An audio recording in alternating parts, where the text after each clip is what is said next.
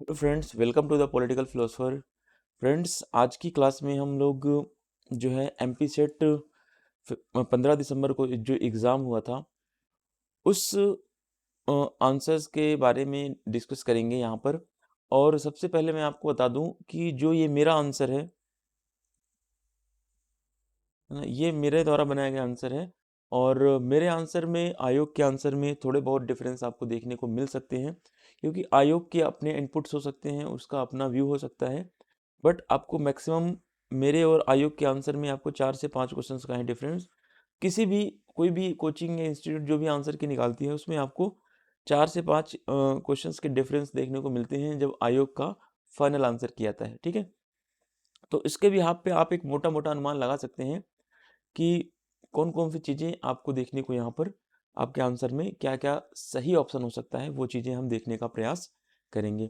तो 51 number question है, एक शास्त्रीय संघीय सरकार के निम्न लक्षणों में से कौन सा लक्षण जो है भारत में विद्यमान नहीं है। ठीक है, तो सरकार के विभिन्न स्तरों में शक्तियों का विभाजन है, लिखित संविधान भी है, संघीय विवादों के लिए एक सर्वोच्च न्यायालय भी है। तो यही वाला ऑप्शन नंबर सी नहीं होगा। केंद्रीय व्यवस्थापिका में संघ की इकाइयों को समान प्रतिनिधित्व नहीं दिया गया है। फिर नेक्स्ट क्वेश्चन है, राष्ट्रपति जो है 52 नंबर क्वेश्चन, राष्ट्रपति किनको भारत के प्रधानमंत्री के रूप में नियुक्त करते हैं। तो सामान्यतः लोकसभा के सदस्यों के बहुमत के नेता को राष्ट्रपति प्रधानमंत्री के रूप में नियुक्त करता है। 53 नंबर क्वेश्चन देखते हैं, भारत की संविधान सभा का चुनाव जो है निम्नलिखित में से किस योजना की सिफारिश के अनुसार किया गया था। तो ये आपका एक कैबिनेट मिशन योजना जो 3 नवंबर 1946 को भारत आया था, इसके सिफारिश के अनुसार जो है भारत में संविधान सभा का चुनाव कराया गया था।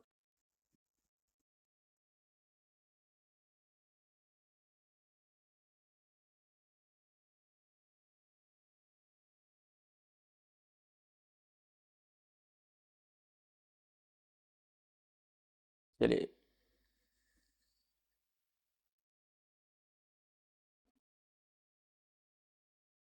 54 नंबर क्वेश्चन देखते हैं, निम्नलिखित में से कौन सा अलग या विषम है उसको बताना है। राष्ट्रीय अल्पसंख्यक आयोग, भारतीय राष्ट्रीय मानवाधिकार आयोग, राष्ट्रीय महिला आयोग, ये सब जो हैं सांविधिक निकाय हैं, जबकि सीएजी जो है नियंत्रक एवं महालेखा परीक्षक जो है भारत का, ये जो है संवैधानिक निकाय है, यानी कि इसका संविधान में उल्लेख किया गया है। तो इस हिसाब से ऑप्शन नंबर सी आपका सही हो जाएगा, यही एक अलग विषम विकल्प है। अगला देखते हैं 55 नंबर क्वेश्चन, कौन सी संवैधानिक संस्था भारत में राजनीतिक दलों को मान्यता देती है। तो आप सबको पता है कि भारतीय चुनाव आयोग जो है ये एक संवैधानिक संस्था है और यही जो है भारत में राजनीतिक दलों को मान्यता देती है।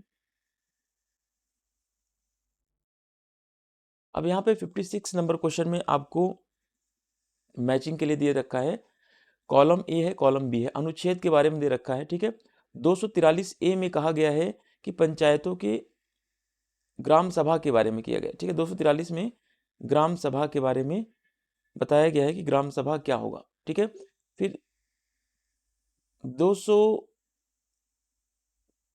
243 ए हो गया आपका ग्राम सभा का गठन के बारे में। और फिर आपका बी में हो जाएगा 4, 243 बी में आपका हो जाएगा पंचायत के गठन के बारे में। फिर 243 सी में आपका हो जाएगा पंचायतों की संरचना के बारे में। 243 डी में हो जाएगा, डी का मतलब रिजर्व्ड सीटों का आरक्षण यहाँ पे बात की गई है। तो इस हिसाब से ऑप्शन नंबर आपका ए सही हो जाएगा। ठीक है, 56 हो गया आपका। क्वेश्चंस दोनों साइड हैं इसलिए थोड़ा सा इसको मूव कर करके देखना पड़ेगा हमें। 57 नंबर क्वेश्चन देखते हैं, विदेशों से ऋण लेने के संदर्भ में भारतीय राज्य के पास क्या शक्ति है। विदेशों से ऋण ले सकते हैं तो नहीं ले सकते, राज्यपाल की आज्ञा से नहीं, आपातकाल में नहीं, विदेशों से ऋण नहीं ले सकते। तो बिल्कुल सही बात है, भारतीय राज्य जो है विदेशों से ऋण नहीं ले सकते हैं। 58 नंबर क्वेश्चन देखते हैं, निम्नलिखित में से कौन सा कथन राज्यपाल के संदर्भ में सही नहीं है? राज्यपाल भारत के राष्ट्रपति के प्रति उत्तरदायी होता है, बिल्कुल सही है। राज्यपाल को राष्ट्रपति के द्वारा उनके पद से हटाया जा सकता है, बिल्कुल सही है। राज्यपाल को राष्ट्रपति के द्वारा मनोनीत किया जाता है। राज्यपाल राज्य की विधानसभा के प्रति उत्तरदायी होता है। क्या ये सही है? तो आपका जो ये क्वेश्चन है, क्वेश्चन नंबर 58, ठीक है, तो राज्यपाल जो है राज्य की विधानसभा के प्रति उत्तरदायी नहीं होता है, ठीक है।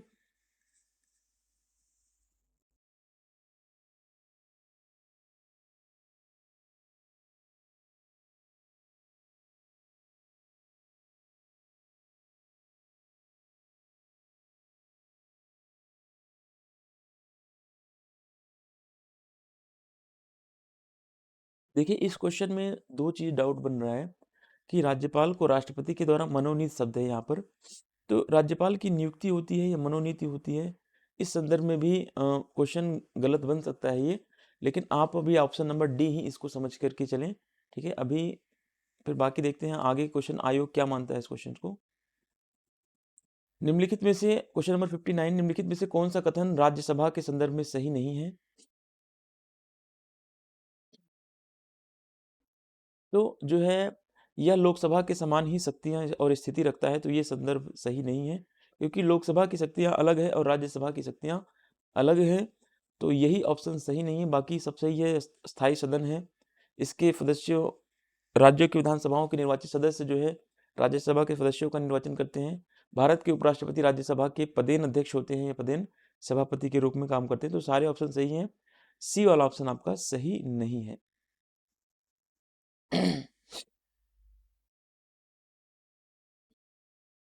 संविधान का कौन सा अनुच्छेद यह प्रावधान करता है कि भारत का राष्ट्रपति सर्वोच्च न्यायालय से सलाह ले सकता है? तो 143 जो है आपका करेक्ट ऑप्शन हो जाएगा। इसमें राष्ट्रपति जो है सर्वोच्च न्यायालय से सलाह मांग सकता है, और सर्वोच्च न्यायालय के ऊपर है सलाह दे या ना दे। और अगर सुप्रीम कोर्ट ने सलाह दी है तो राष्ट्रपति के ऊपर भी है सलाह उसकी माने या न माने, तो दोनों चीजें भी हो सकती हैं।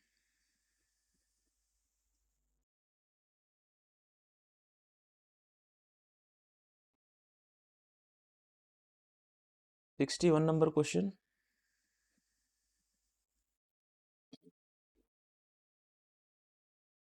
ये क्वेश्चन एज इट इज़ जो है राजेश मिश्रा से आया हुआ है। मैं आपको पेज नंबर भी बता दूंगा, ठीक है, वहां से ये क्वेश्चन उठाया गया है। यानी आज़ादी के बाद ये स्वाधीनता के पश्चात भारतीय अर्थव्यवस्था के विकास हेतु नियोजित अर्थव्यवस्था को अपनाया गया, जिसका प्रमुख उद्देश्य क्या था? उत्पादन को अधिकतम बढ़ाना, जिससे राष्ट्रीय आय तथा प्रति व्यक्ति आय में वृद्धि हो सके, बिल्कुल सही है। संपत्ति और आय की विषमता को समाप्त करना एवं गरीबी निवारण किया जा सके, सही है। पूर्ण रोजगार की प्राप्ति हो सके, तो ये भी सही है। और बाजार अर्थव्यवस्था को मजबूत करना, ये सही नहीं है। तो पूछा गया है कौन कौन सा कथन सही है, ठीक है। तो इसमें आपका ऑप्शन नंबर सी सही हो जाएगा, ठीक है। 1 2 3 सही है, डी वाला ऑप्शन सही नहीं है।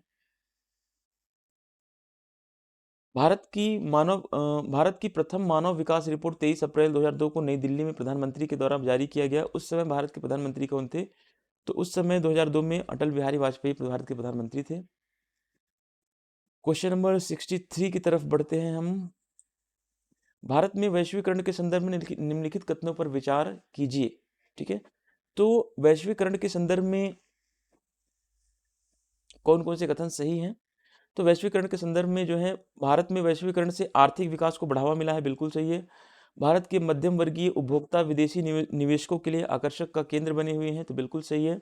भारत में उच्च तकनीकी का निर्यात भी बढ़ा है, यानी कि जो high advance export to quality जो है या export of advance technology has increased in the India. तो ये बिल्कुल तीनों ऑप्शन सही मुझे लग रहे हैं, तो इस हिसाब से तीनों ऑप्शन के साथ मैं जाना चाहूँगा, ठीक है।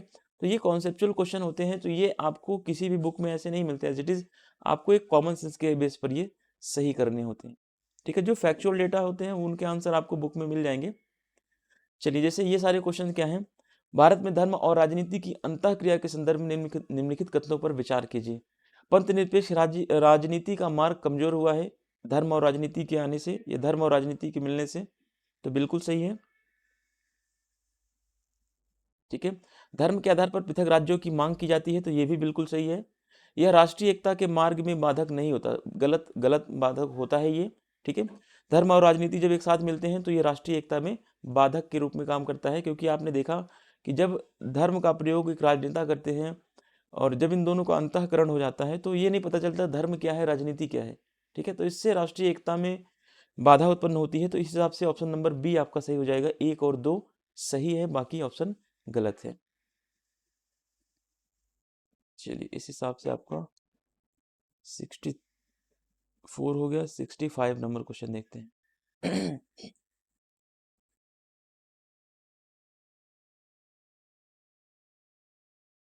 भारत में अनुसूचित जाति एवं जनजाति के लिए राष्ट्रीय आयोग के गठन की घोषणा भारत सरकार के द्वारा किस वर्ष की गई थी? तो 1990 में की गई थी। ये की गई थी 3/11/1990 को। ठीक है। भारतीय राजनीति में जाति की भूमिका का विस्तृत विश्लेषण इस पुस्तक cost cost in Indian politics में किसके द्वारा किया गया? तो ये कास्ट इन इंडियन पॉलिटिक्स जो है ये रजनी कोठारी की बुक है, ये आप सबको पता है। ठीक है। अब देखिए महात्मा ज्योतिबा फुले ने 1873 में सत्यशोधक समाज की स्थापना की। सत्यशोधक समाज की स्थापना समाज सुधार हेतु कौन से राज्य में किया? तो ये महाराष्ट्र में इन्होंने किया था। 67 का आपका सी हो जाएगा। 68 में भाषा के आधार पर भारत में गठित प्रथम राज्य कौन सा है? तो ये सब मोस्ट इंपॉर्टेंट है, सब आपको ये राजेश मिश्रा की बुक में मिल जाएगा। तो आंध्र प्रदेश आपका सही ऑप्शन हो जाएगा। 68 हो गया।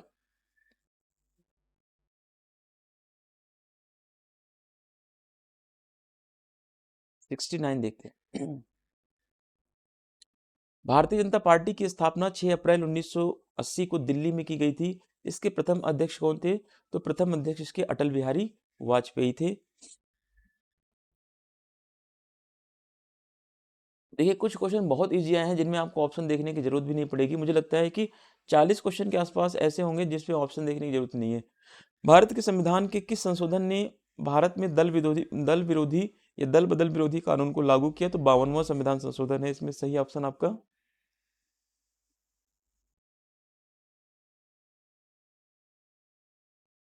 बस ये पेपर दोनों साइडेड है इसलिए इसको मूव करना पड़ जा रहा है बार बार।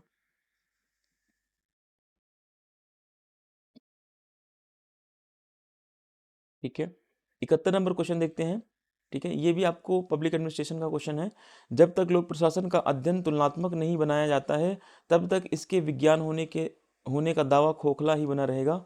तो रॉबर्ट डहेल लोक प्रशासन के जो हैं आलोचक हैं, ये कह रहे हैं कि जब तक लोक प्रशासन को तुलनात्मक रूप से नहीं बनाया जाएगा तब तक इसमें विज्ञान लाने की कोई संभावना नहीं बन पाएगी, ऐसा रॉबर्ट डहेल का मानना है।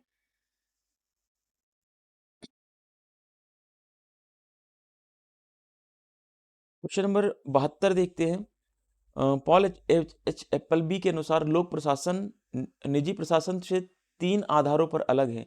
निम्नलिखित में से कौन सी उनकी एक प्रस्ताव योजना में सम्मिलित नहीं है? तो राजनीतिक चरित्र, व्यापकता, उद्देश्य, लोक जवाबदेहिता और लेखांकन, इन चारों में से कौन सा एक अलग है? यानी 3 आधार तो इन्होंने बताए हैं, लेकिन चौथा कौन सा है जो अलग है? तो चौथा ऑप्शन आपका डी हो जाएगा। लेखांकन एवं लेखा परीक्षण के बारे में इन्होंने लोक प्रशासन और निजी प्रशासन में जो अंतर किया है उसमें इन्होंने नहीं जोड़ा है। इन्होंने कहा कि लोक प्रशासन और निजी प्रशासन जो है राजनीतिक चरित्र के स्तर पर भिन्न है, उद्देश्य व्यापकता पर भिन्न भिन्न है और लोक जवाबदेहिता पर भिन्न है। डी ऑप्शन आपका सही हो जाएगा।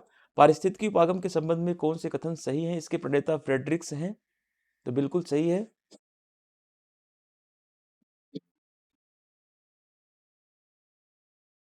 इसमें देखिए थोड़ा सा ऑप्शन इसमें टिपिकल है ना। यह बेवेरियन प्रतिमान के निकट है। यह अध्ययन की अनुशासनिक विधि है। इसके प्रवर्तक एल्टन मेयो, तो एल्टन मेयो इसके प्रवर्तक नहीं है। पारिस्थितिकी उपागम के फ्रेडरिक्स हैं। और चौथा ऑप्शन है यह मानव विचारधारा के निकट जुड़ी हुई है, तो ये भी ऑप्शन आपका नहीं होगा। आई थिंक इसका जो करेक्ट ऑप्शन मेरे हिसाब से होना चाहिए था वो है इसका ऑप्शन नंबर 1 और 3 होना चाहिए। ठीक है, इस क्वेश्चन को आप अंडरलाइन बना लीजिएगा, डाउट में है ये क्वेश्चन, क्योंकि आयोग क्या मानता है इस क्वेश्चन को। मेरे हिसाब से तो 1 और 3 ऑप्शन सही होना चाहिए, ऑप्शन नंबर ए सही है।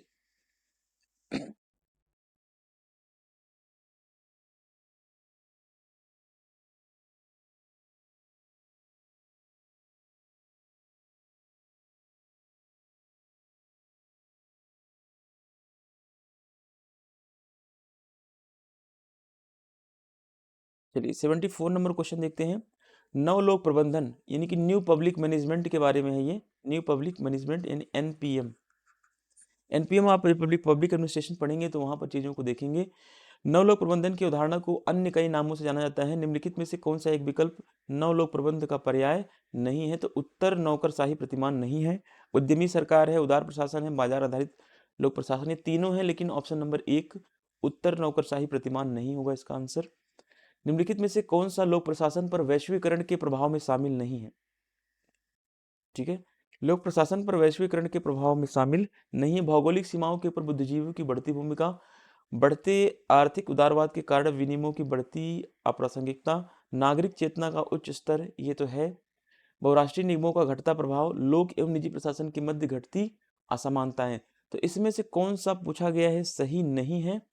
तो इसको भी मैं डाउट में ही रखूंगा। मेरे हिसाब से ये मैंने इसके ऊपर रिसर्च भी किया, क्वेश्चंस को देखा भी कई सारी बुक्स में, बट इसके ऊपर कोई कहीं पर भी एग्जैक्ट आंसर मुझे नहीं मिला।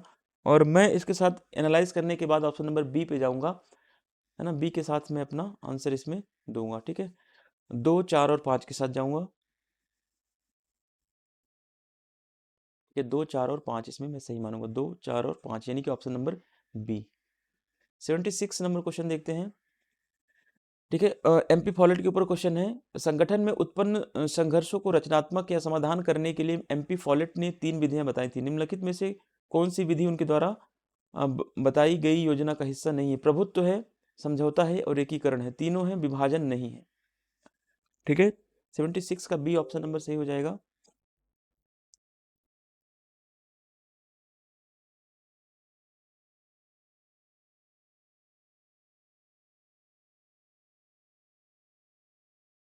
सेवेंटी सेवन में देखते हैं। संप्रेषण या संचार के बारे में चेस्टर बर्नार्ड के विचारों में क्या सही नहीं है? ठीक है, तो बर्नार्ड कहते हैं कि संचार के बारे में क्या चीज सही नहीं है। ठीक है, तो मैं इस बेस पर आपको यही बताना चाहूंगा कि चेस्टर बर्नार्ड का जो स्टेटमेंट है इसके रिगार्डिंग आप किन चीजों को देख सकते हैं। ठीक है, तो इसमें आपका करेक्ट आंसर हो जाएगा 77 का डी। सत्ता और संचार के विषय में चेस्टर बर्नार्ड और हेनरी फेयल के विचारों में समानता है, तो ये गलत है। समानता दोनों के विचारों में नहीं है। अब यहाँ पर कुछ एक तरफ सिद्धांत दिए गए हैं, एक तरफ मैचिंग के लिए दिए गए हैं, तो इनको आपको मैच कराना है। ठीक है, अब इसमें से पूछा गया है कौन सा सही नहीं है। सामने सामने दे रखे हैं, जैसे एकात्मक द्रव्यमान का सिद्धांत FW टेलर है। ठीक है, और द्विकारक सिद्धांत जो डगलस मैग्रेगर है। तो द्विकारक टू फैक्टर थियरी जो है ये है आपका हर्जबर्ग है ना, इन्होंने टू फैक्टर थियरी दिया है। तो यही ऑप्शन आपका सुमेलित नहीं है। आवश्यकताओं का सोपान जो है ये अब्राहम मास्लो का है। प्रत्याशा का जो सिद्धांत है ये विक्टर ब्रूम का है। ठीक है, इस तरीके से आप चीजों को ध्यान में रखेंगे तो आपका क्वेश्चन सही हो जाएगा। प्रबंधन जो कुछ भी करता है निर्णयों के द्वारा ही करता है, यह कथन किसका है? तो 79 में ये कथन मैं पीटर ड्रकर को दूंगा। देखिए, क्वेश्चन जो स्टेटमेंट वाले होते हैं ये बहुत टिपिकल होते हैं। अगर आपको बुक्स में, मैंने लक्ष्मीकांत की बुक में देखा इस आंसर का मुझे एग्जैक्ट कहीं पर भी प्रबंधन के बारे में नहीं मिला, है ना। फिर मैंने नेट पे वगैरह पे भी देखा था, तो इसका मुझे एग्जैक्ट आंसर जो मिला वो पीटर ड्रकर के बारे में स्टेटमेंट निकल के सामने आ रहा था। जो कुछ भी करता है वह निर्णय के द्वारा ही करता है, तो ये पीटर ड्रकर का स्टेटमेंट मान सकते हैं। मैं फिर आपको बता दूं कि मेरे क्वेश्चन में, आयोग के क्वेश्चन में 5 से 6 क्वेश्चन या इससे भी लगभग 5 से 10 क्वेश्चन का अंतर आपको दिखने को मिल सकता है। ये किसी भी कोचिंग संस्थाओं के आंसर में आपको 5 से 10 क्वेश्चन के डिफरेंस देखने को मिलेंगे। ठीक है, तो आप इसको फाइनल ना मान के चलें। आप इसमें थोड़ा बहुत ऊपर नीचे हो सकता है 2, 4, 6 क्वेश्चन में, लेकिन सारे क्वेश्चन में नहीं होंगे। निम्नलिखित में से कौन सी एक विकास प्रशासन की अवधारणा या विशेषता नहीं है? ठीक है, तो ये विकास प्रशासन परिवर्तनोन्मुखी है, परिणाम उन्मुखी है, कार्यकुशलता उन्मुखी है, तो ये बाजार उन्मुखी नहीं है।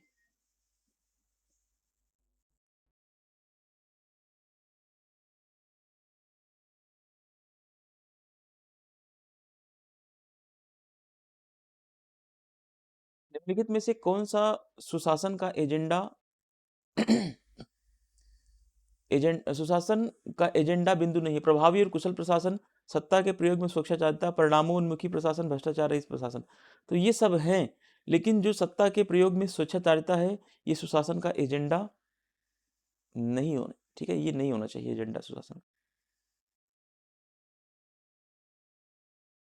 लोक लेखा समिति का भारतीय राजनीतिक जीवन में उदय 1986 के सिफारिशों के साथ किस आयोग के साथ जुड़ा हुआ है, इसे पूछा गया है। तो ये आपका करेक्ट ऑप्शन बेल्बी आयोग हो जाएगा।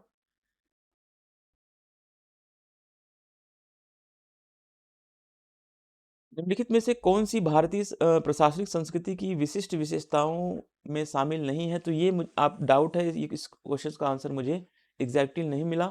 अगर मैं लगाना चाहूंगा तो भारतीय प्रशासनिक संस्कृति की विशेषता में शामिल क्या नहीं है, तो पदसोपान है, सत्ता का दैवीकरण, समानता, व्यक्ति उन्मुखीकरण। ये सत्ता का दैवीकरण जो है ये नहीं होता भारतीय प्रशासन की संस्कृति में, ये चीज सत्ता का दैवीकरण नहीं देखा जा सकता। ये चीज मैं इसके साथ जाऊंगा। फिलहाल इसके लिए मैं इस क्वेश्चन को स्टार बना देता हूँ। क्या इसका करेक्ट आंसर होगा मुझे भी नहीं पता है, ठीक है। शिक्षा का अधिकार अधिनियम यानी कि आरटीआई कब लागू हुआ, तो ये 1 अप्रैल 2010 को लागू हुआ, इसका करेक्ट ऑप्शन हो जाएगा।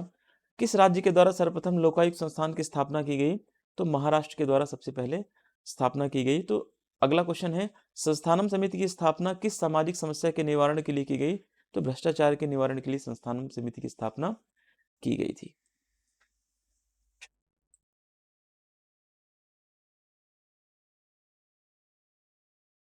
चलिए क्वेश्चन नंबर 87 देखते हैं। ई गवर्नेंस में 4 प्रकार की पारस्परिक क्रियाएं होती हैं, कौन सी पारस्परिक क्रिया नहीं है। सरकार से नागरिक, सरकार से व्यवसाय, सरकार से कर्मचारी, सरकार से न्यायालय, ये नहीं आता है, यही ऑप्शन आपका सही हो जाएगा।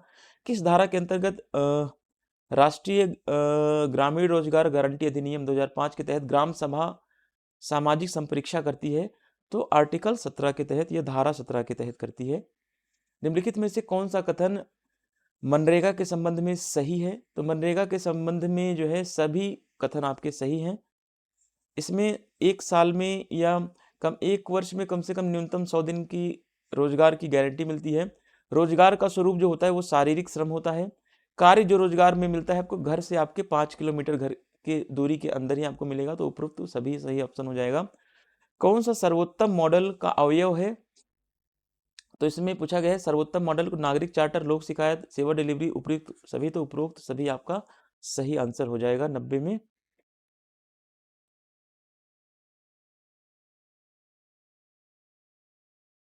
अब देखिए, स्वतंत्रता कभी भी वास्तविक नहीं है जब तक सरकार को जवाबदेह नहीं ठहराया जा सकता।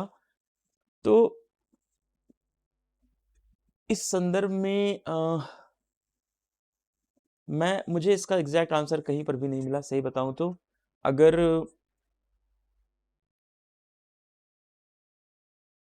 मैं लगाना चाहूंगा तो मैं क्या ऑप्शन लगाऊंगा इसमें, स्वतंत्रता कभी भी वास्तविक नहीं है जब तक सरकार जो है रिस्पॉन्सिबल नहीं है। यानी अगर करेक्ट ऑप्शन जाना चाहूंगा तो जॉन लॉक के साथ मैं जाऊंगा, लिबर्टी के ऊपर, है ना। बाकी ऑप्शन क्या आयोग का आता है उसके ऊपर देखिए। मैं आपको ये बताता हूँ कि जो स्टेटमेंट वाले क्वेश्चन होते हैं वो हमेशा सबको नहीं याद होते, बहुत रिसर्च करना पड़ता है इनके ऊपर, तो इसका मैं अभी इसके ऊपर कोई कमेंट नहीं करूंगा। मेरा ऑप्शन जो होगा वो बी होगा। जेम्स ब्राइस ने 4 प्रकार की समानता का उल्लेख किया है, कौन सा मूल रूप इनके द्वारा नहीं बताया गया है, तो ये चीज देखते हैं। आपका 92 क्वेश्चन, तो उन्होंने नागरिक समानता, राजनीतिक समानता, कानूनी समानता और प्राकृतिक समानता के बारे में जेम्स ब्राइस ने नहीं बताया है। इसे काल्पनिक समाजवादी नहीं माना जा सकता है, तो रॉबर्ट ओवेन है, चार्ल्स फोरियर है, प्रूदो भी काल्पनिक समाजवादी हैं। तो डेविड मैक्लिलन जो है ये काल्पनिक समाजवादी या यूटोपियन सोशलिज्म से जुड़े हुए नहीं है।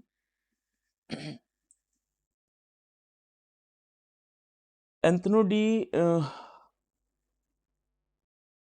क्रिस्पेनगी ने शक्ति सिद्धांत को 6 श्रेणियों में डिवाइड किया है ना। एंथोनी डी क्रिस्पेनगी ने शक्ति सिद्धांत को 6 श्रेणियों में डिवाइड किया है। निम्नलिखित में से कौन सा उसका हिस्सा नहीं, तो बलपूर्वक शक्ति, प्रतिक्रियात्मक शक्ति, तानाशाही शक्ति, आकर्षक शक्ति। तो इसमें से कौन सी शक्ति नहीं है ये पूछा गया है, तो इसमें से इन्होंने तानाशाही शक्ति के बारे में बात नहीं की है, ऑप्शन नंबर सी आपका करेक्ट हो जाएगा। न्याय एक शाश्वत या पूर्ण अवधारणा है और सत्य की तरह यह अपरिवर्तनीय, अचूक है, कुछ विशिष्ट नियमों द्वारा शासित होता है। न्याय के इस विचार के समर्थक कौन है? अगर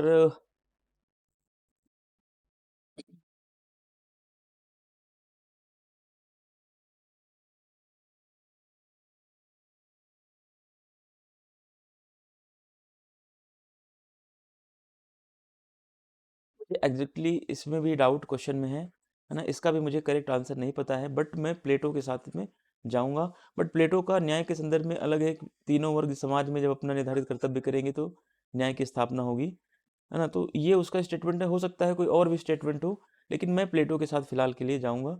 बाकी ऑप्शन और भी हो सकते हैं, ऑगस्टीन का भी हो सकता है, सेंट ऑगस्टीन, एक्विनास भी हो सकते हैं, लेकिन मेरा ऑप्शन जो अभी है फिलहाल के लिए प्लेटो है। बाकी देखते हैं आयोग का क्या आंसर आता है। निम्नलिखित में से किसी व्यक्ति के अस्तित्व के सामाजिक आयाम को न्याय के सिद्धांत में किसने रेखांकित किया है? तो व्यक्ति के अस्तित्व के सामाजिक आयाम को, ठीक है, व्यक्ति के अस्तित्व के सामाजिक आयाम को जो है रॉल्स ने रेखांकित किया है अपने न्याय के सिद्धांत में। 96 हो गया है, अब 97। औद्योगिक लोकतंत्र शब्द किसने गढ़ा है? तो औद्योगिक लोकतंत्र शब्द जो है सिडनी वेब और बेट्रिस वेब ने इस शब्द को दिया है। निम्नलिखित में से कौन सा लेखक और उसकी पुस्तक सुमेलित नहीं है? कौन सा लेखक है और कौन सी पुस्तक है उसकी सुमेलित नहीं है? ठीक है, तो 98 का ऑप्शन नंबर डी आपका सही हो जाएगा। ये बेब्स ऑफ अ फेमिनिज्म जो है शीला रोबाथम से जुड़ा हुआ नहीं है। सब्जेक्शन ऑफ वीमेन जेस मिल की है, और मैरी वॉस्टनक्राफ्ट की vindication of the rights of women है। जॉर्ज केली के the psychology of personal construct, ठीक है, तो इसे शीला रोबाथम का सही ऑप्शन आपका नहीं मैचिंग के लिए है। किसे उत्तर आधुनिकतावाद का अग्रदूत माना जाता है? ना, डेरिडा को माना जाता है, सॉरी, उत्तर आधुनिकतावाद का अग्रदूत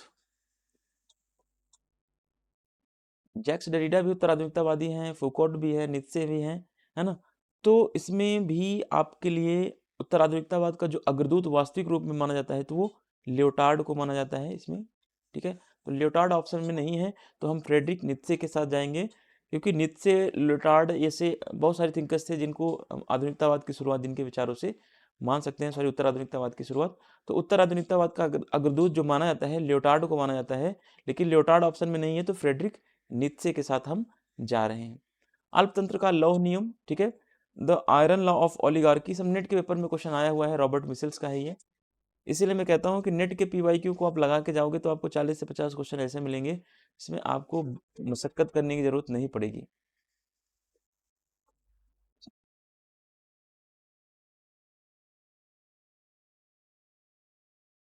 इसमें रूसो की कुछ बुक्स दी गई हैं, इन बुक्स को क्रम में लगाना है आपको।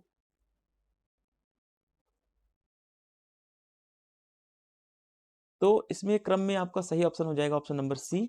सबसे पहले इसकी आई थी इकोनॉमिक एंड पॉलिटिक्स, फिर उसके बाद सोशल कॉन्ट्रैक्ट आई, फिर दी एमाइल आई, फिर द लेटर्स दी लॉ मॉन्टेन, ठीक है, ये इस तरीके से पुस्तक आई। फिर कॉलम दिए गए हैं, मैचिंग के लिए दे रखा है कि कौन सा इसमें सही मैच है, ठीक है। एक तरफ दार्शनिक है, एक तरफ उनके विचार हैं, तो आपको इसमें आइडेंटिफाई करना है। क्वेश्चन नंबर आपका 102 है। तो आपको पता है कि शक्तिशाली का हित ही न्याय है, ये थ्रेसी मेकर्स का स्टेटमेंट है, ठीक है। तो ये सब सब कुछ क्वेश्चन इजी है, आपको पता ही है। डी वाला ऑप्शन आपका 3 है, इसमें भी बी में भी 3 है, लेकिन देखते हैं। प्रत्येक व्यक्ति को उसका उचित अधिकार देने में ही न्याय है, पोलीमार्कस स्टेटमेंट है। न्याय एक कृत्रिम वस्तु है, एक परंपरा की उपज है, तो ये ग्लोकॉन का है, ठीक है। इस तरीके से 3, ए में 3, बी में 1 और सी में 2 हो जाएगा। ए में 3, बी में 1 और सी में 2, डी वाला ऑप्शन आपका करेक्ट हो जाएगा।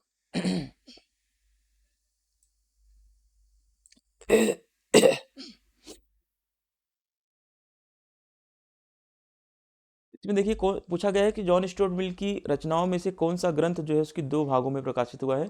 तो प्रिंसिपल ऑफ पॉलिटिकल इकोनॉमी ये 2 पार्ट में पब्लिश हुआ है। मार्क्सवादी चिंतन में द्वंद्वात्मक भौतिकवाद किससे प्रेरित होकर लिया गया है? तो द्वंद्वात्मक भौतिकवाद आई थिंक फ्रांस की क्रांतिकारी परंपराओं से मार्क्स ने प्रेरित होकर द्वंद्वात्मक भौतिकवाद लिया है। ये जर्मन में विकसित दार्शनिक दर्शन, इसका भी एग्जैक्टली मुझे कहीं पर आंसर नहीं मिला, लेकिन फ्रांस की क्रांतिकारी परंपराएं, इसको आप ध्यान में रखेंगे, क्योंकि इसमें पूछा गया है द्वंद्वात्मक भौतिकवाद। ठीक है, अगर भौतिकवाद पूछा जाता तो भौतिकवाद जो जर्मनी में विकसित था दार्शनिक दर्शन, शास्त्रीय दर्शन, तो वहां से ये हेगल के विचारों से प्रभावित होकर लिया। लेकिन अब यहाँ पर पूछा है द्वंद्वात्मक भौतिकवाद, तो फ्रांस की क्रांतिकारी परंपराएं, मुझे जहां तक ज्यादा सही आंसर लग रहा है इसका 104 का सी सही है। 105 नंबर क्वेश्चन देखते हैं।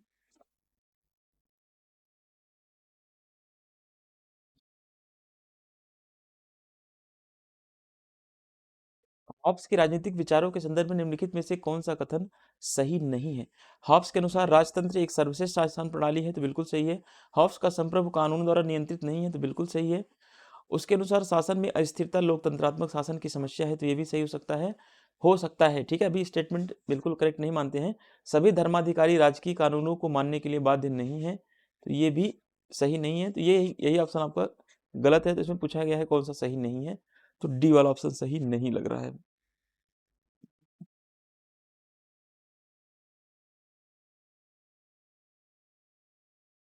लॉक के राज्य की प्रकृति कैसी थी?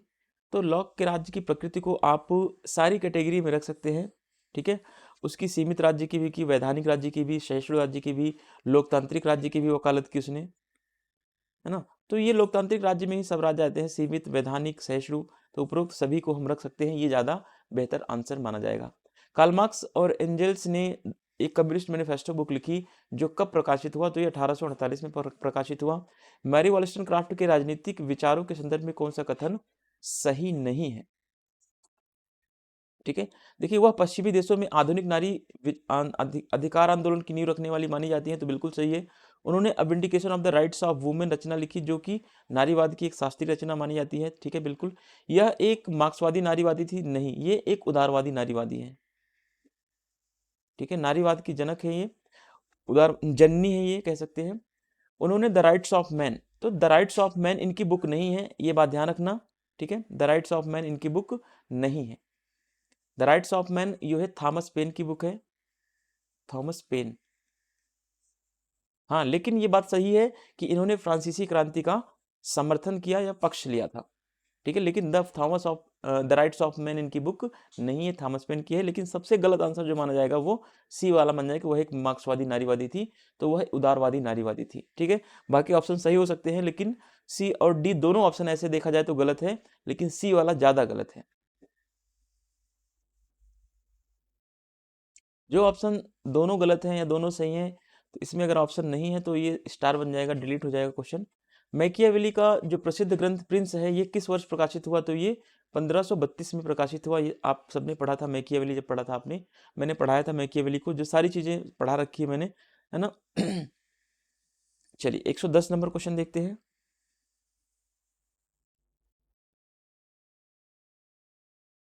राजनीतिक दार्शनिक जो रॉल्स है, इसके संदर्भ में कौन सा कथन सही है? रॉल्स के द्वारा 1981 में थ्योरी ऑफ जस्टिस ग्रंथ, तो थ्योरी ऑफ जस्टिस जो है 1971 में प्रकाशित हुई, तो ईयर गलत है, इसका पहला स्टेटमेंट गलत है।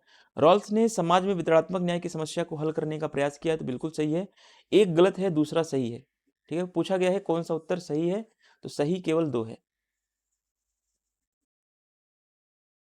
नेक्स्ट क्वेश्चन देखते हैं। 109 नंबर क्वेश्चन हो गया। अब 109 10 हो गया, 111 नंबर क्वेश्चन देखते हैं।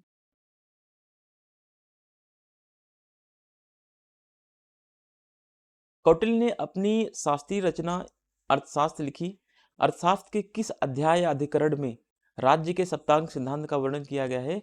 तो छठे अधिकरण में जो है, छठे अधिकरण के प्रथम अध्याय में, छठे अधिकरण के प्रथम अध्याय में, ध्यान रखना, सिक्स अधिकरण का छठा अधिकरण का प्रथम अध्याय जो है, वो जो है सप्तांग सिद्धांत के बारे में वर्णन किया गया इसमें। पंडिता रामाबाई को निम्नलिखित में से किस धारा का विद्वान माना जाता है? तो इसमें करेक्ट ऑप्शन हो जाएगा कि भारत में शुरुआती नारीवादी धारा की अग्रणी विद्वान ये मानी जाती है, तो बी ऑप्शन आपका सही हो जाएगा। बाल गंगाधर तिलक के बारे में कौन सा कथन सही है? 113 नंबर क्वेश्चन है। तो 113 नंबर क्वेश्चन में आपके सारे ऑप्शन सही हैं, 1 2 3 4, ठीक है, क्योंकि तिलक का स्टेटमेंट है कि स्वराज मेरा जन्मसिद्ध अधिकार है और उसे मैं लेकर रहूंगा। इसके पहले वाले ऑप्शन में मैंने आपको अभी कल वाली वीडियो में पार्ट नंबर 6 का जो मैं अभी चैप्टर करा रहा हूँ तो उसमें मैंने ये कराया था। तिलक ने स्वराज प्राप्ति के लिए all India home rule league की स्थापना में भी सहयोग किया, बिल्कुल सही है। तिलक ने 2 साप्ताहिक पत्रिका भी प्रकाशित की, जिसमें मराठी में केसरी इन्होंने और अंग्रेजी में मराठा की शुरुआत की। ठीक है, मराठी में केसरी साप्ताहिक पत्रिका आई और अंग्रेजी में मराठा आई। तिलक भारतीयों को राष्ट्रीयता की शिक्षा देने के लिए पाश्चात्य प्रणाली के खिलाफ थे। ठीक है, ये स्कूल जो राष्ट्रीय शिक्षा के समर्थक थे, पाश्चात्य शिक्षा के समर्थक नहीं थे। तो इस हिसाब से चारों ऑप्शन आपका सही हो जाएगा। एक बार टाइम देख लेते हैं कितना टाइम हो गया है, 35 मिनट्स। जल्दी जल्दी हम क्वेश्चंस को सॉल्व करने का प्रयास करते हैं। 114 नंबर क्वेश्चन में डाउट है ना। जब तक किसी व्यक्ति को दुनिया के साथ अपने रिश्ते का एहसास नहीं होता तो वह एक जेल घर में रहता है जिसकी दीवारें उसके लिए पराई है। यह कथन किसका है? तो रविन्द्रनाथ टैगोर के साथ मैं जा रहा हूँ फिलहाल के लिए। इसका मुझे आंसर कहीं पर भी एग्जैक्ट नहीं मिला है। तो मैंने कोशिश भी की, जो स्टेटमेंट वाले क्वेश्चन है उनको मैंने सर्च भी किया, पर वो आंसर मुझे कहीं पर भी नहीं मिले। ये देखिए, ये टिपिकल क्वेश्चंस होते हैं। आप इसको, ये तो PYQ में कहीं पे आया है तो आप उसको याद कर सकते हैं, ऐसा किसी बुक्स में मुझे नहीं दिखा। चलिए, इसका भी 115 का भी ऑप्शन नंबर आपका डी सही हो जाएगा। पेरियार के बारे में है। पेरियार संबोधन उनके प्रशंसकों ने अनुयायियों के द्वारा दिया गया पेरियार को। ठीक है, पेरियार का जो संबंध है, पेरियार जो नाम दिया गया है, तो पेरियार के जो प्रशंसक थे उनके द्वारा, रामास्वामी के द्वारा, उनके प्रशंसकों ने उन्हें पेरियार का नाम दिया। पेरियार का अर्थ है महान पिता या तो अत्यंत सम्मानीय व्यक्ति। पेरियार ने सामाजिक व्यवस्था में असमानता और सामाजिक बुराइयों से लड़ने के लिए सत्याग्रह आरंभ किया, तो बिल्कुल सही है। और उन्होंने वर्णाश्रम व्यवस्था पर आक्रमण करने के लिए स्वाभिमान आंदोलन भी चलाया। ये भी आपका करेक्ट ऑप्शन हो जाएगा। ठीक है, इस हिसाब से ऑप्शन नंबर डी सही हो जाएगा। 1, 2, 3 और 4 सभी ऑप्शन आपके सही हो जाएंगे।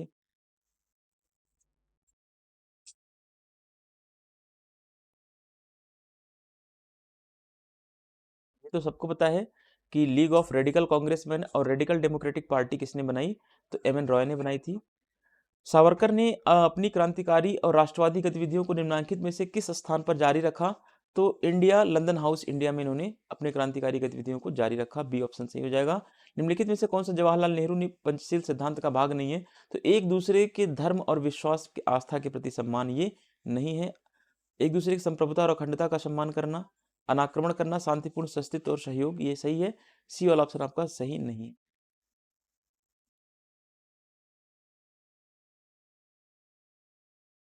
दल विहीन लोकतंत्र की वकालत किसने की? तो दल विहीन लोकतंत्र जो है जयप्रकाश नारायण से जुड़ा हुआ है।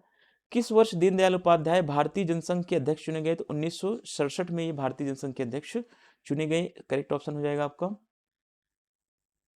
ठीक है, निम्नलिखित में से कौन सा तार्किक चयन संस्थागत दृष्टिकोण की विशेषता नहीं है? इसमें पूछा गया है। तो अब तार्किक चयन में सबसे बेहतरीन ऑप्शन अब मुझे ये लग रहा है कि बी वाला ऑप्शन, संस्थाएं जो है सामूहिक कार्यवाही संबंधी दुविधाओं को हल करने के लिए होती हैं, यही सही नहीं है। सभी चयन संस्थाएं स्वार्थी होती है, सही है। बाकी सही ऑप्शन मुझे लग रहा है ये भी आगमनात्मक भी सही है, लेकिन बी वाला ऑप्शन मुझे करेक्ट नहीं लग रहा है। निम्नलिखित में से किसने नागरिक संस्कृति को लोकतांत्रिक राजनीतिक संस्कृति में बदला है या संज्ञा दी है? तो ग्रेवियन, आमंड और सिडनी वर्मा के साथ मैं जाना चाहूंगा। ठीक है, चलिए 122 में ए ऑप्शन आपका सही मैं मानता हूं। बाकी आयोग का क्या आंसर होगा वो देखेंगे। कुछ एक आध दो चार क्वेश्चन ऐसे हैं जिसमें डाउट्स हैं, बाकी सारे ऑप्शन लगभग लगभग सही होंगे। 99% चीजें सही होंगी, 1-2% चीजें ऐसे हो सकता है कि गलत हो सकता है। ठीक है, उपनिवेशवाद की विशेषता क्या है? श्रमिकों का असमान विनिमय और उत्पादकता। ठीक है, यह संपदा का बहिर्गमन और राजनीतिक आधिपत्य। सी और ए और बी दोनों, तो ए और बी के साथ जाना चाहूंगा। सी वाला ऑप्शन आपका सही हो जाएगा। तुलनात्मक राजनीति का जनक कौन है? अरस्तू है, आपको पता ही है। Constitutionalism and separation of powers के पुस्तक कौन है? तो MCJ विले इसका करेक्ट ऑप्शन हो जाएगा। आधुनिक कैडर पार्टी की अवधारणा निम्नलिखित में से किस विद्वान के द्वारा दी गई है? तो आधुनिक कैडर पार्टी जो है रूड कुले से जुड़ा हुआ विचार है ये। ठीक है, देखिए इसमें भी क्वेश्चन डाउट है ना। कहीं कहीं पर भी मॉरिस डोजर के बारे में, आधुनिक पार्टी कैडर पार्टी के बारे में कहीं पर भी नहीं मिला है मुझे। मैंने कई सारी बुक्स में भी देख लिया, लेकिन कूले के बारे में थोड़ा सा आधुनिक कैडर पार्टी की विशेषताओं के बारे में बताया गया है, तो मैं इस हिसाब से रूड कूले को सही आंसर करूंगा, है ना। कुछ चीज़ें जो डाउट है उनको मैंने रेफरेंस बुक का भी सहारा लिया कि क्या पता सही हो जाए, है ना, लेकिन वहाँ पर भी नहीं मिली चीज़ें। किसने कहा कि दबाव समूह ऐसे अभिवृत्ति समूह हैं जो समाज के अन्य दबाव समूहों पर कुछ दावे करते हैं? तो ये डेविड ट्रूमैन का स्टेटमेंट है। 128 में देखते हैं, लेजिस फेयर शब्द जो है किस प्रकार के राज्य की अवधारणा से जुड़ा हुआ है? तो ये प्रजातांत्रिक राज्य या लोक कल्याणकारी राज्य या उदारवादी राज्य से इसको हम जोड़ सकते हैं। मैक्स वेबर का नौकरशाही सिद्धांत किस पाश्चात्य विचार से जुड़ा हुआ है? तो ये जर्मन के विचार से इसको हम जोड़ सकते हैं।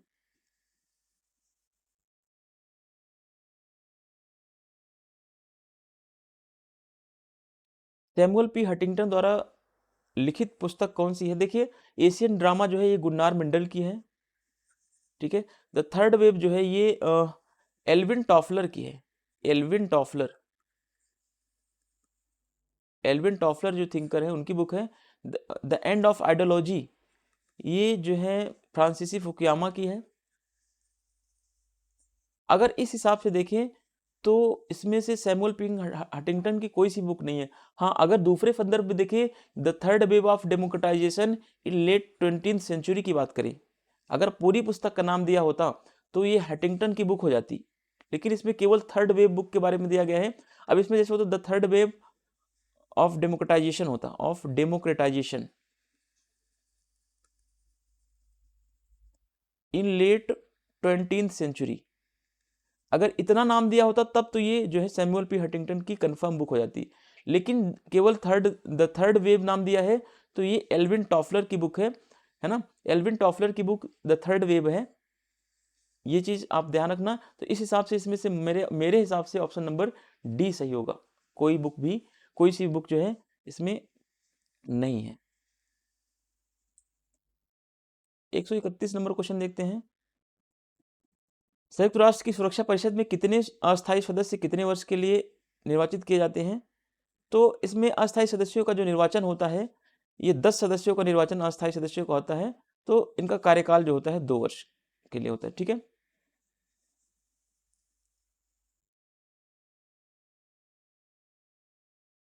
क्योंकि सुरक्षा परिषद में कुल 15 सदस्य होते हैं, जिनमें से 10 जो होते हैं ये नॉन परमानेंट होते हैं और 5 जो होते हैं परमानेंट होते हैं। तो जो नॉन परमानेंट होते हैं, है ना, इन 10 नॉन परमानेंट में से भी क्या होता है कि इसमें से 5 जो सदस्य होते हैं, हर 5 सदस्यों का चुनाव हर 1 वर्ष के बाद होता है।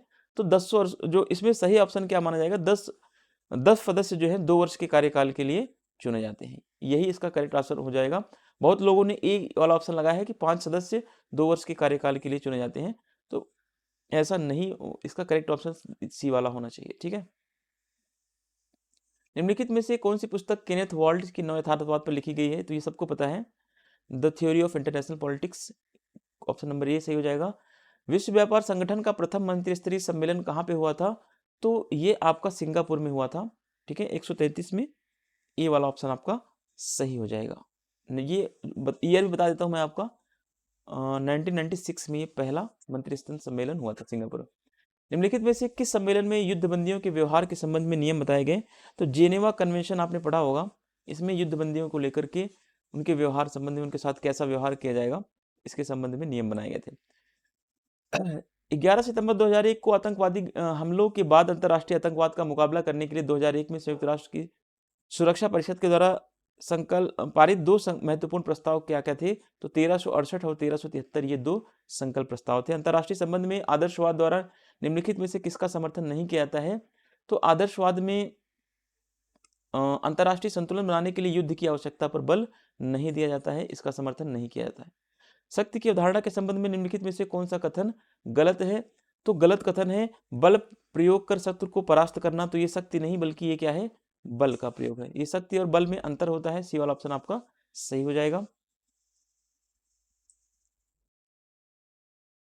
सामूहिक सुरक्षा की मान्यताओं के संदर्भ में कौन सा कथन सही है? सभी राष्ट्र इस बात पर एकमत होंगे कि कौन राष्ट्र आक्रामक है। आक्रामक को रोकने में सभी की समान रुचि होती है। राष्ट्रों को आपस में मतभेद राष्ट्रों को आपस के मतभेद दूर कर आक्रमणकारी के विरुद्ध सामूहिक कार्रवाई करने के लिए सदैव तैयार रहना चाहिए। तो यही मुझे बेस्ट ऑप्शन लग रहा है, ठीक है, क्योंकि जरूरी नहीं है कि सामूहिक सुरक्षा में सभी राष्ट्र इस बात पर सहमत हो जाए कि आक्रमणकारी कौन है ना। बहुत सारे राष्ट्र मानते हैं कि रूस ने आक्रमण नहीं किया, बहुत सारे राष्ट्र मानते हैं कि इसने आक्रमण नहीं किया, तो ऐसा भी अलग अलग ओपिनियन हो सकता है। तो बेस्ट ऑप्शन क्या है?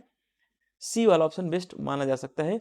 डी तो मैं नहीं जाऊंगा डी के साथ, है ना। बाकी आयोग क्या मानता है इसके ऊपर अभी आप स्टार बना लीजिए। मेरे हिसाब से ऑप्शन नंबर सी बेस्ट होगा।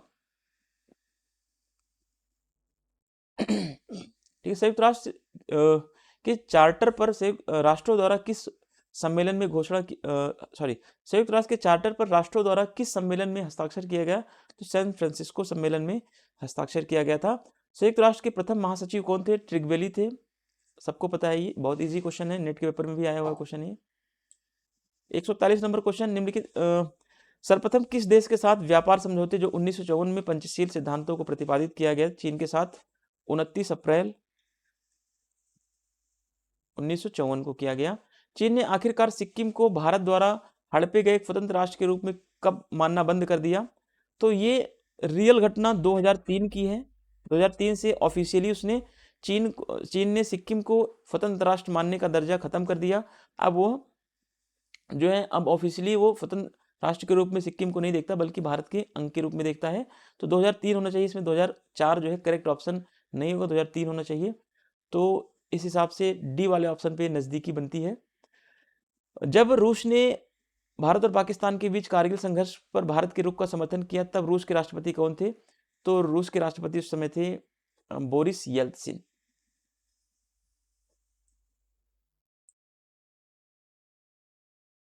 भारत ने उपमहाद्वीपीय में पड़ोसियों को एकतरफा रियायत देने की बात, एकतरफा रियायत दी गई थी गुजरात सिद्धांत में, पड़ोसी देशों के साथ एकतरफा छूट देना। पूरब की ओर देखो नीति की शुरुआत देखो शुरुआत के समय भारत के प्रधानमंत्री कौन थे? पीवी नरसिम्हा राव थे। पहली बार किस अमेरिकी राष्ट्रपति ने भारतीय गणतंत्र के दिवस पर मुख्य अतिथि के रूप में भारत का दौरा किया? तो बराक ओबामा। ये मुझे सही आंसर नहीं मिला, इसका मैं छोड़ देता हूं। मुझे कहीं पर भी इस पे नेट पे भी मैंने देखा, इसका मुझे एग्जैक्ट आंसर नहीं मिला, इसलिए आप इसको देख लीजिएगा क्या आंसर होगा, इसके बारे में मुझे आइडिया नहीं है। कौन सा भारतीय विदेश नीति के सिद्धांतों के अंतर्गत शामिल नहीं है? तो पंचशील है। भारतीय विदेश नीति का अंग गुटनिरपेक्षता है, शांतिपूर्ण सहअस्तित्व है और शक्ति संतुलन नहीं है, तो यही ऑप्शन सही हो जाएगा। भारत की परमाणु नीति संबंधित कौन से कथन सही है? नाभिकीय शस्त्र का पहला प्रयोग नहीं करना, विश्वसनीय निवारण, न्यूनतम निवारण, तो दोनों ऑप्शन सही हैं इस हिसाब से। निम्नलिखित में से कौन सा G4 का सदस्य नहीं है? भारत है, ब्राजील है, जर्मनी है, जापान है, साउथ अफ्रीका नहीं है। डी वाला ऑप्शन आपका सही हो जाएगा। इस हिसाब से ऑप्शन नंबर डी आपका सही है। तो आपके 150 क्वेश्चन के सही आंसर एग्जैक्ट आपको मिले हैं। इसमें से आपको मैं बता दूं कि 99% चीजें सही हैं, 1% में डाउट है, तो वो आयोग के ऊपर छोड़ दिया मैंने कि क्या सही आंसर हो सकता है। और अगर क्वेश्चन सीरीज पसंद आई तो प्लीज लाइक शेयर सब्सक्राइब जरूर कीजिएगा। मिलते हैं नेक्स्ट वीडियो में। आने वाली वीडियो में 20 क्वेश्चन के साथ हम फिर प्रैक्टिस सेट में आते हैं और देखते हैं कि उसमें 20 क्वेश्चन कैसे कैसे होंगे। Thank you, thanks for watching.